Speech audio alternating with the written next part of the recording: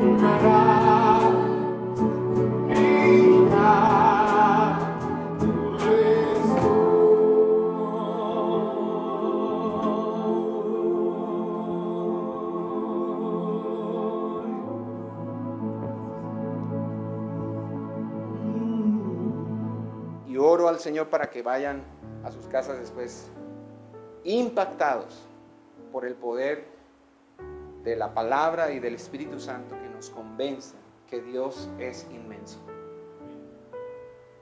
Voy a hablarles solo de un ejemplo para introducir, para dar como una introducción esta mañana. ¿Cuántos se acuerdan de su salón de clase favorito en primaria?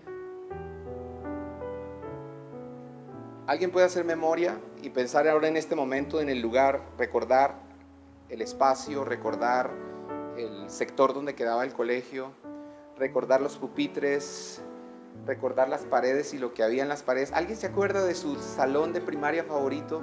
¿Alguien se acuerda de su profesor favorito en la primaria? Una profesora. Era de música, era de biología, era de geografía, era de matemáticas, era de qué materia. Era la directora de curso, el director de curso. Yo me acuerdo de mi director de curso favorito, mi profesor favorito de primaria, se llamaba Plutarco Páez. Ya me acuerdo él, de cabello ondulado, de piel blanca, de estatura media. Y él nos dictaba todas las materias. En esa época se dictaba todas las materias un solo profesor. ¿Se acuerdan de eso? Y cerraba el libro de español, ahora decía, abramos el libro de biología. Entonces uno decía, bueno, siguiente clase. Y eran todas las clases con el mismo profesor. ¿No se acuerda de eso? Qué valiente esa gente, ¿no? Yo pienso en esos profesores y yo digo, ¿cómo lo hacían? Todas las materias las dictaba un mismo profesor. ¡Qué trabajo! ¡Qué trabajo tan fuerte! ¿Cómo les parecía el tamaño del colegio en ese momento? ¿Cierto? Uno dice, hey, corríamos en el recreo y eso uno terminaba cansado. Y uno regresa ahora a esta edad al mismo colegio y si podemos entrar al mismo salón de clase y ahora el colegio es pequeño y el salón de clase es pequeñito. Entonces, ¿cómo me parecía tan grande este lugar? Porque cuando estamos pequeños, cuando somos niños, todavía tenemos una percepción de la inmensidad correcta. Una percepción de la inmensidad correcta. El profesor nos parecía grande. Sus conocimientos nos parecían maravillosos. El rector del colegio cuando éramos niños nos parecía wow, una máxima autoridad. El rector de disciplina o coordinador de disciplina nos parecía, en nuestra niñez, nos parecía alguien digno de respeto. teníamos un correcto sentido de la inmensidad. La inmensidad de Dios es nuestro tema esta mañana. Para hablar de la inmensidad de Dios necesito hablar de dos temas previos. Vamos a remontarnos primero a un tema importante que es la fe. La fe. Hay dos clases de fe. La fe nominal y la fe real. No voy a leer el texto bíblico ahorita. El texto bíblico base lo vamos a leer más adelante, aunque ya lo leímos durante el tiempo de adoración, que es Isaías, capítulo 40. La fe nominal es la que acepta lo que se ha dicho y puede citar un texto y otro texto para probarlo. Es asombroso cómo puede verse que la fe y la creencia nominal pueden convertir esos textos que conocemos en vestidos, en velos, en cortinas, en ropajes para la iglesia. Pero los textos en sí mismos no son el objetivo de la fe. Convertir los textos en el objetivo o en la meta o el propósito es convertir los textos en velos, en vestidos que nos ponemos para simular que conocemos a Dios. Pero por otro lado, hay una clase de fe que depende del carácter de Dios. Si usted recuerda, la Escritura no dice que Abraham creyó el texto y le fue contado por justicia, sino que dice que Abraham creyó y le fue contado por justicia. Abraham no creyó el texto, Abraham le creyó a Dios, y el hombre con fe verdadera le cree a Dios y su fe descansa en el carácter de Dios. Usted puede decir de memoria el verso: en ti confiarán los que conocen tu nombre, porque tú nunca defraudas a los que te buscan. Usted lo puede decir de memoria, puede conocer el texto, pero no tener fe verdadera, porque no ha logrado descansar y confiar en la verdad que dice el texto. La verdad del texto es que Dios no defrauda. Pero cuando vienen las circunstancias difíciles, usted se angustia, entonces usted no tiene fe verdadera. Y podríamos decir esta mañana que no tenemos fe salvífica. Porque la fe salvífica nos hace diferentes. Nunca antes habíamos confiado en Dios, ahora podemos confiar en Dios. El hombre que tiene una fe real en vez de una fe nominal ha encontrado la respuesta correcta a la siguiente pregunta: ¿cómo es Dios? Necesitamos fe que depende del carácter de Dios. Y la fe que depende del carácter de Dios, número uno, es una fe que tiene iluminación. Hay otra manera entonces de encontrar una respuesta a la gran pregunta de cómo es Dios, y es por iluminación. El hombre de fe real cree la palabra, pero la palabra ha sido iluminada de manera que él sabe lo que esa palabra significa. ¿Aló? Yo leí hace un momento Juan 1:45. Juan 1:45 dice que Felipe encontró a Natanael y le dijo: hemos hallado a aquel de quien escribió Moisés en la ley y también los profetas, a Jesús de Nazaret, el hijo de José. Y usted podría seguir derecho en la lectura y decir: tan bonita la historia, ¿no? Cómo Jesús llamaba a los discípulos y cómo ellos lo seguían. Tan bonito, ¿no? Bueno, y eran Felipe, bueno, era Andrés, era Pedro, era Juan.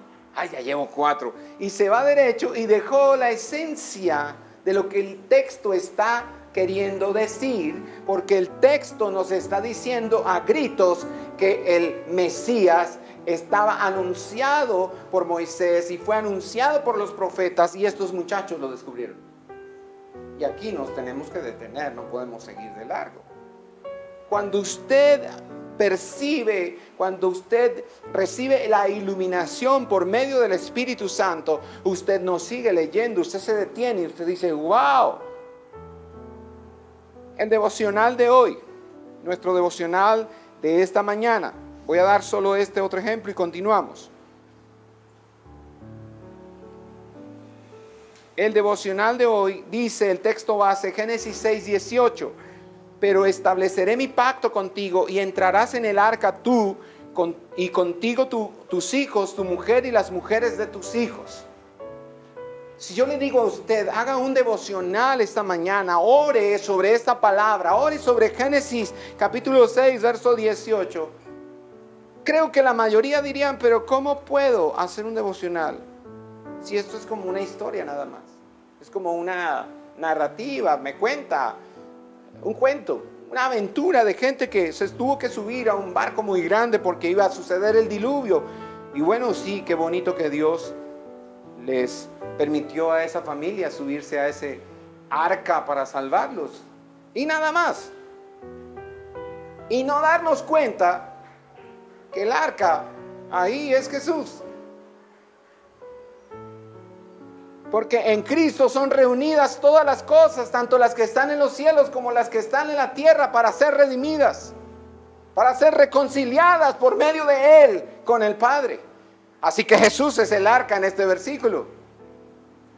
Pero si no puedo tener iluminación, yo voy solamente a adquirir un conocimiento intelectual y tendré solamente fe nominal. La iluminación es lo que importa.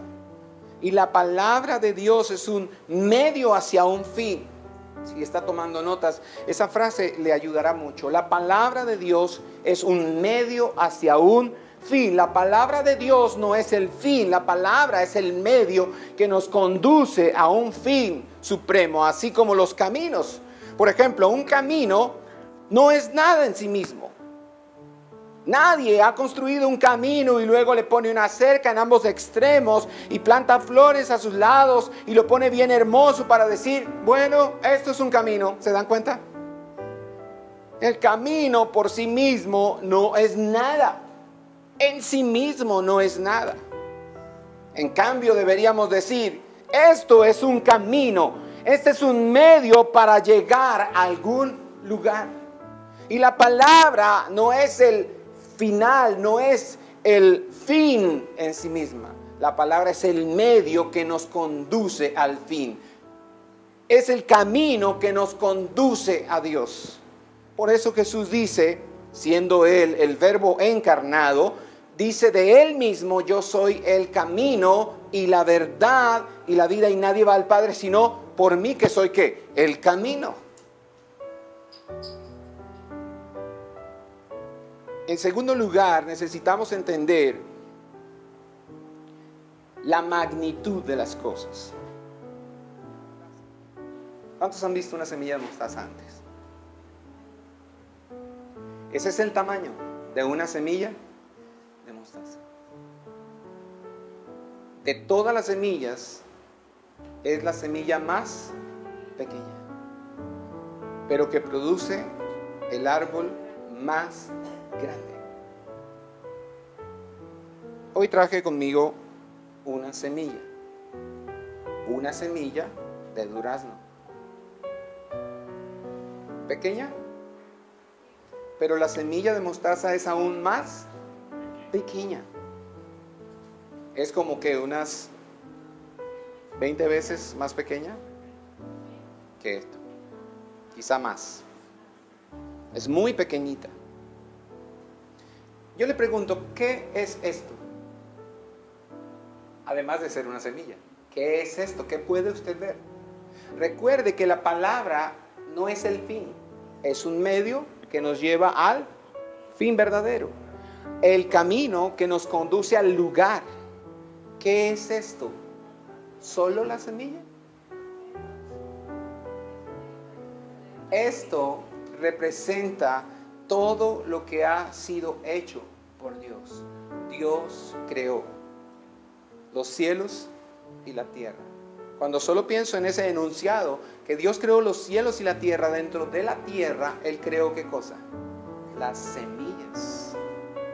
Esto es una creación de Dios. ¿Estamos de acuerdo en esto o tenemos que parar allí para aclarar que Dios es el creador? ¿Cuántos creen que Dios creó los cielos y la tierra y entonces es creador de esta semilla? Entonces esto representa lo que Dios ha hecho.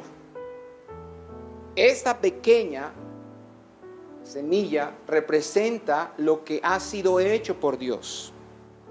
Esto es todo lo que Dios ha hecho. Y lo que produce esta pequeña semilla, usted ya sabe qué produce. Lo que produce aquella semilla de mostaza, usted ya sabe qué produce. Si alguna vez ha experimentado sembrando semillas en su casa o en una huerta, usted sabe lo que sucede días después de sembrar la semilla. ¿Cuántos? El gran filósofo y matemático francés Blaise Pascal, él era polímata. Polímata significa que él tenía conocimiento en muchas áreas, no en solamente una área. Él era matemático, físico, filósofo cristiano y era escritor. Él era francés. Pascal dice, estamos a mitad de camino entre la inmensidad y lo que es infinitesimalmente pequeño. Él dice, Dios creó todas las cosas y nosotros estamos entre lo astronómico y lo infinitesimal, y de aquí podemos bajar todavía más y ya podemos tener visión de lo que hay más pequeño que esto, que serían, por ejemplo, el átomo, y dentro de un átomo, las partes del átomo. Voy a mencionarlo en esta lectura. Él dijo que podríamos encontrar mundos más allá de otros mundos en el espacio. Nuestro sistema solar se mueve alrededor de otro sistema solar, y ese sistema solar se mueve alrededor de otro sistema solar, y así sucesivamente hasta la infinita vastedad. Luego dijo, si usted gira en la dirección inversa, encontrará pequeños mundos dentro de pequeños mundos. La molécula, el átomo, el electrón, el protón, dentro de una pequeñez infinitesimal.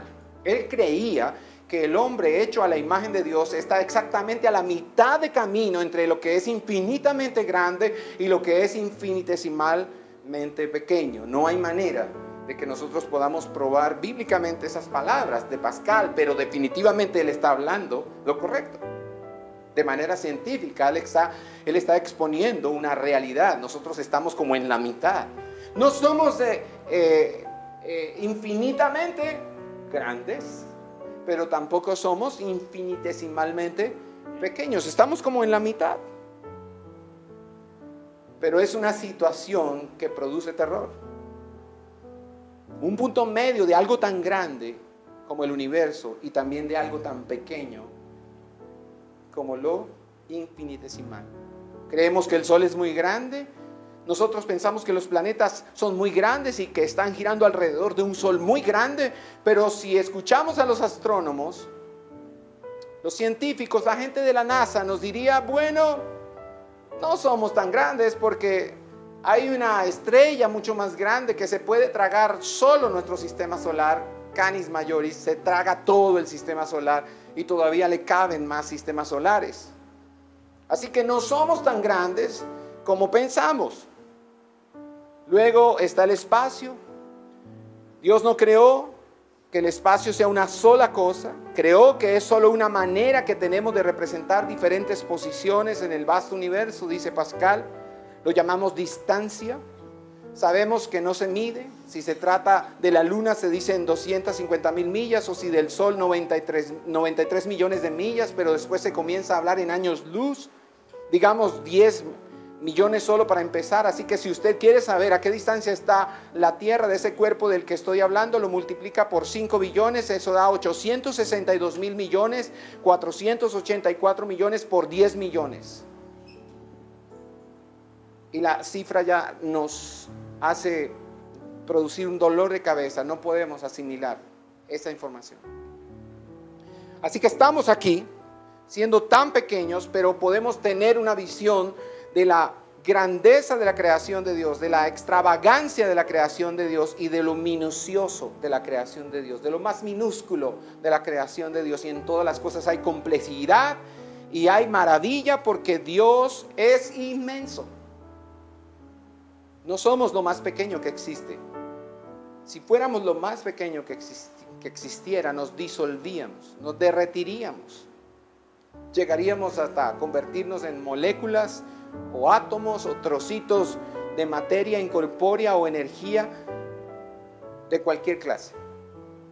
Estamos ahí en la mitad, en un punto donde no nos desintegramos, pero tampoco explotamos y salimos disparados al espacio. ¿Cómo es posible estar aquí en la mitad y no convertirnos, no desintegrarnos, pero tampoco salir disparados a la inmensidad? ¿Cómo es posible? Porque Dios es inmenso. Esto que está diciendo Pascal. El tercer punto del que le quiero hablar antes de hablar de la inmensidad de Dios es la inmanencia de Dios. Son cosas claves que debemos entender los cristianos. Por eso estamos estudiando el carácter y los atributos del Dios que adoramos. Hemos dicho esta mañana que necesitamos iluminación. Hemos dicho que debemos entender la magnitud de las cosas. Y ahora debemos afirmar que debemos conocer, es necesario conocer la inmanencia de Dios. ¿Qué es la inmanencia de Dios? Si yo dejara la posibilidad para que usted me responda a esa pregunta, estoy muy seguro de que la mayoría en este lugar no sabe qué es inmanencia. La inmanencia de Dios. Dios tiene el atributo de inmanencia e inmensidad. Dios es inmanente, lo cual significa que usted no tiene que atravesar una distancia para encontrarlo. Él está en todo. Él está justo aquí esta mañana.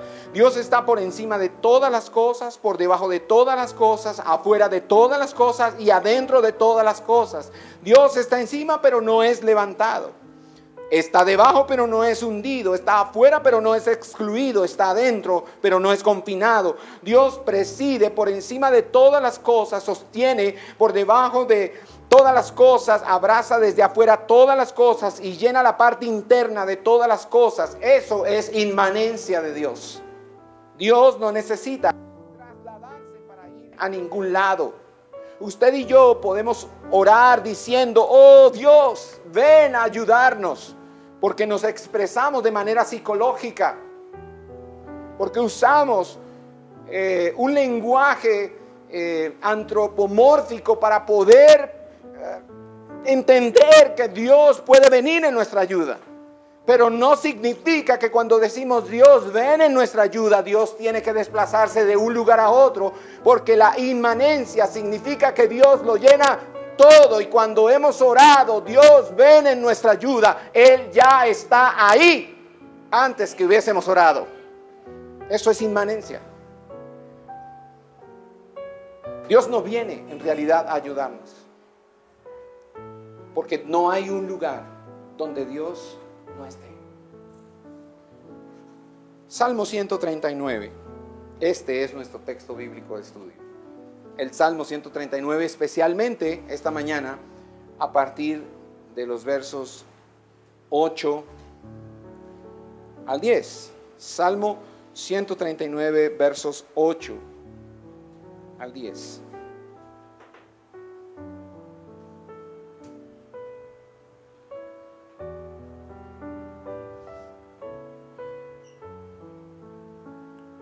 Traducción de las Américas dice: si subo, voy a leer desde el verso 7, desde el verso 7.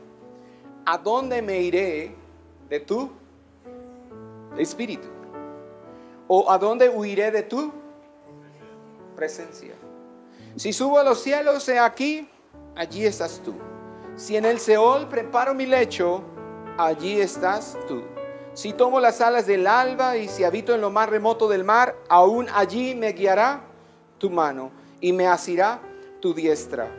Si digo, ciertamente las tinieblas me envolverán y la luz en torno mío será noche, ni aún las tinieblas son oscuras para ti y la noche brilla como el día. Las tinieblas y la luz son iguales para ti. Ahora vamos a lo infinitesimal. Porque tú formaste mis entrañas. ¿Qué éramos cuando comenzó Dios a formarnos? Éramos una célula. Allí comenzó el trabajo del inmenso Dios que tenemos. Porque tú formaste mis entrañas. ¿Me hiciste en dónde? En el seno. Otras traducciones dicen el vientre de mi madre. Te alabaré porque asombrosa y maravillosamente he sido hecho. ¿Cuántos dicen amén a esto? Maravillosas son tus obras y mi alma lo sabe muy bien. No estaba oculto de ti mi cuerpo cuando en secreto fui formado y entretejido en las profundidades de la tierra. Tus ojos vieron ¿qué? Tus ojos vieron ¿qué? Éramos así. Y los ojos de Dios nos contemplaban. Y en tu libro se escribieron todos los días que me fueron de ellos. Verso 17, juntos. Cuán preciosos también son para mí, oh Dios, tus pensamientos. Cuán inmensa, grábeselo en el 17. Cuán inmensa es la suma de ellos. Si los contara, serían más que la arena. Al despertar, aún estoy contigo. Este es nuestro Dios inmenso. Es imposible pensar en un solo lugar donde Dios no esté.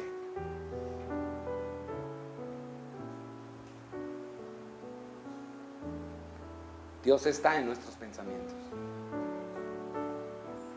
Si Él se puede meter en el seno de mi mamá y entretejer esas células y formar cada una de mis partes y escribir en un libro los días que me va a dar y añadir cada vez todo lo que Él escribió en su libro a mi vida, si Él puede hacer eso tan dramático, tan infinitesimal, tan microscópico, entonces Él está en nuestros pensamientos esta mañana. Él lo conoce todo. Él lo sabe todo. Isaías capítulo 40. Es nuestro segundo texto para maravillarnos, para gritar aleluya acerca de la inmensidad de Dios. Verso 2 en adelante de Isaías 40. ¿Quién midió las aguas en el hueco de su mano? Con su palmo tomó la medida de los cielos. Cuando yo revisé esto en varias traducciones, cuando dice ¿quién midió las aguas en el hueco de su mano?, hay otras traducciones que dan una medida específica. No deja generalizado, sino que da un detalle específico de cuál es el tamaño de la medida que Isaías escribió, en el cual medía Dios las aguas del mar. ¿Sabe cuánto es la medida? Cuando dice ¿quién midió las aguas en el hueco de su mano? ¿Sabe en cuántos centímetros le cabe el mar en las manos al Señor? En 22 centímetros. Piensen eso, en 22 centímetros, todas las aguas del mar le caben al Señor en su mano. ¿De qué tamaño es la mano del Señor? Si las solas aguas del mar ocupan 22 centímetros en la gran mano de Dios, en el hueco de su mano, con su palmo tomó la medida de los cielos, con un tercio de medida calculó el polvo de la tierra, pesó los montes con la báscula. Repito, pesó los montes con la báscula. Cuando usted mira la mesa de los santos, cuando viaja por tierra hacia Bogotá y usted va por el cañón del Chicamocha y mira hacia su derecha, usted ve la imponente mesa de los santos allá arriba y uno dice, eso debe pesar un montón. De hecho, cuando vamos bajando hacia el puente de Pescadero, siempre estoy pensando que no se nos vaya a venir ninguna de esas piedras que están ahí puestas, ahí detenidas. ¿Cuántos años llevan ahí? Uno mira hacia arriba y yo digo, Señor, guárdanos.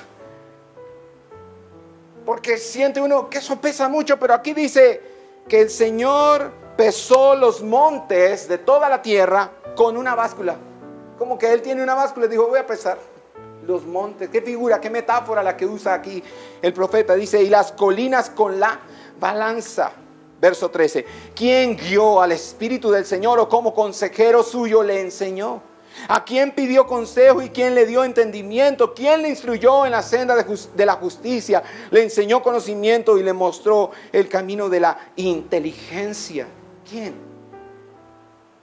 Por eso les he dicho a nuestros hermanos casados, a los matrimonios, les he dicho una y otra vez que el noviazgo es el sueño de Adán.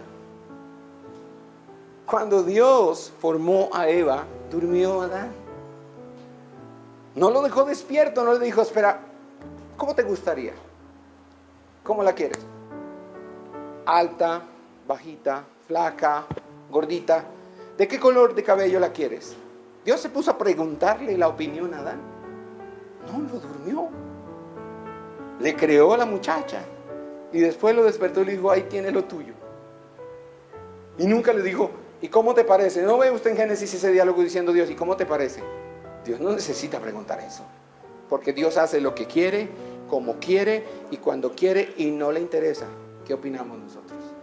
Por eso cuando usted se despertó a la vuelta del matrimonio, recién llegó de la luna de miel, cuando usted llegó de la luna de miel, se despertó del sueño de Adán y ya no hay reversa. Por eso nadie aconsejó a Dios, nadie enseñó a Dios y nadie le dio su opinión a Dios. He aquí, verso 15, las naciones son como gota en un cubo y son estimadas como grano de polvo en la balanza. He aquí, Él levanta las islas como al polvo fino. El Líbano no basta para el fuego, ni bastan sus bestias para el holocausto. Todas las naciones ante Él son como nada, menos que nada, e insignificantes son consideradas por Él. ¿Cuál es la opinión del Señor acerca de las naciones que se engrandecen? De los pueblos que se engrandecen, de los gobernantes que se engrandecen. ¿Qué opina Dios de ellos? Y de esas naciones que se... El Señor mira así a las naciones. Oh, qué miedo. Tus bombas atómicas. Oh. Tus amenazas. Dios es inmenso. Tiene el control de todo. Y no le pide sugerencias ni opiniones a nadie. Es lo que dice Isaías. Imagínese si pudiéramos alejarnos en el espacio millones de años luz y encontrar un cuerpo tan inmenso que pudiera tragarse nuestro sistema solar. Como si alguien usara una pala y recogiera una palada de carbón y la tirara a un horno, lanzar ese poco de carbón en una pala, lanzarlo a un horno, así, encontrar algo más grande que nuestro sistema solar, que se pueda tragar nuestro sistema solar, para que entendiéramos que somos realmente pequeños. ¿Usted sabe lo que produce un carro de marca 0 kilómetros en el corazón de una familia que acaba de comprar ese carro? Generalmente, ¿qué produce, mis hermanos? No produce humildad. Produce sentido de grandeza.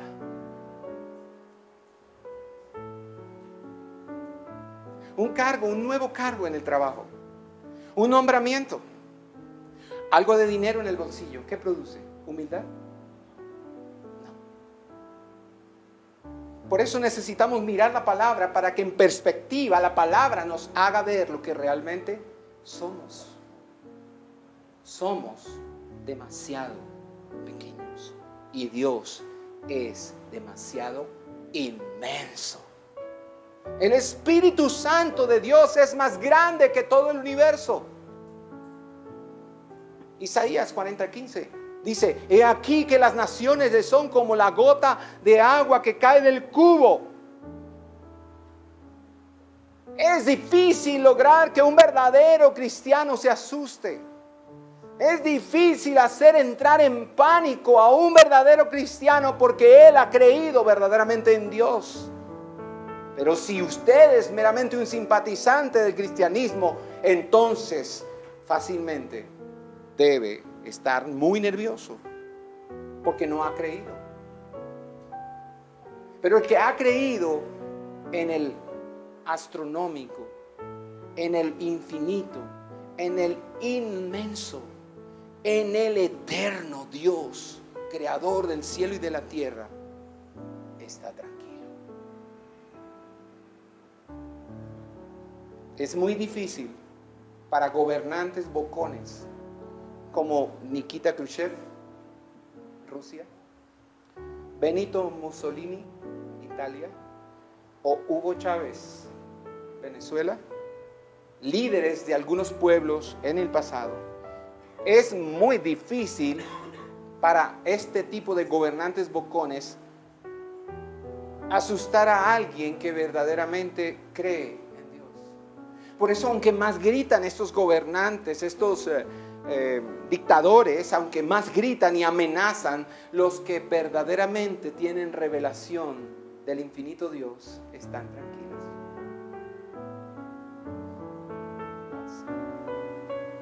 Si lo asusta, usted no conoce a Dios. ¿A usted le asustan las decisiones que toma un mortal como nuestro presidente o sus ministros? Deberíamos estar tranquilos, porque el Señor tiene el control de los bocones, de los corruptos, de los irresponsables, de los crueles. Dios tiene el control de todos ellos. Todos estos pasados gobernantes, dictadores, sonaban como Adolfo Hitler. Pero preguntémonos esta mañana, ¿dónde está Hitler? El mismo Dios que dispuso de Adolf Hitler cuando él se proclamó Señor del mundo, ha dispuesto de Nikita Khrushchev, de Benito Mussolini y en su momento de Hugo Chávez, y dispondrá del señor Maduro, y dispondrá de Juan Manuel Santos, y dispondrá de todos los gobernantes de los pueblos, porque para él las naciones son como una gota de agua que cae de un cubo, son como polvo, son como nada. Isaías 40:15 nuevamente: he aquí que las naciones le son como la gota de agua que cae del cubo y como menudo polvo en las balanzas le son estimadas. He aquí que hace desaparecer las islas como polvo. Tan pequeños somos que no nos damos cuenta. Isaías 40:17 dice: como nada son todas las naciones delante de él, y en su comparación serán estimadas en menos que nada y que lo que no es. Quise traer esta mañana un objeto que no conseguí en la casa, pero que sé que usted lo conoce y podrá imaginarlo fácilmente. El doctor Niebuhr solía decir que la palabra vanidad en hebreo significa esto: una pompa de jabón o una burbuja de jabón.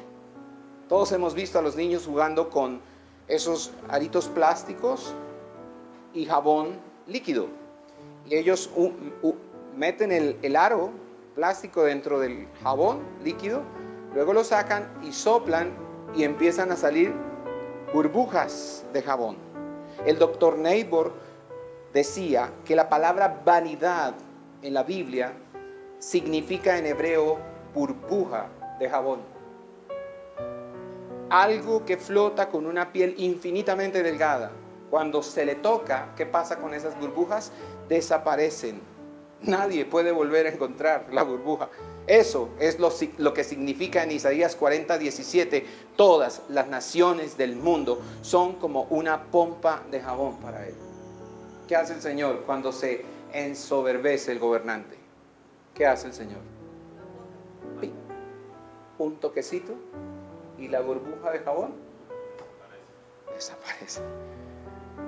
Y aquí nos detenemos para poder mirar el audiovisual que quiero compartir con ustedes. Hasta aquí hemos analizado fe nominal y fe que conoce el carácter de Dios. Hemos hablado de iluminación, de la magnitud de las cosas, de la percepción de la inmensidad, cómo cambia a medida que nosotros crecemos, y de la inmanencia de Dios para empezar, y luego la inmensidad de Dios como una pequeña introducción. Continuaremos la semana que viene el mismo tema, pero hoy la conclusión del tema de hoy va a ser con un audiovisual. ¿Está listo?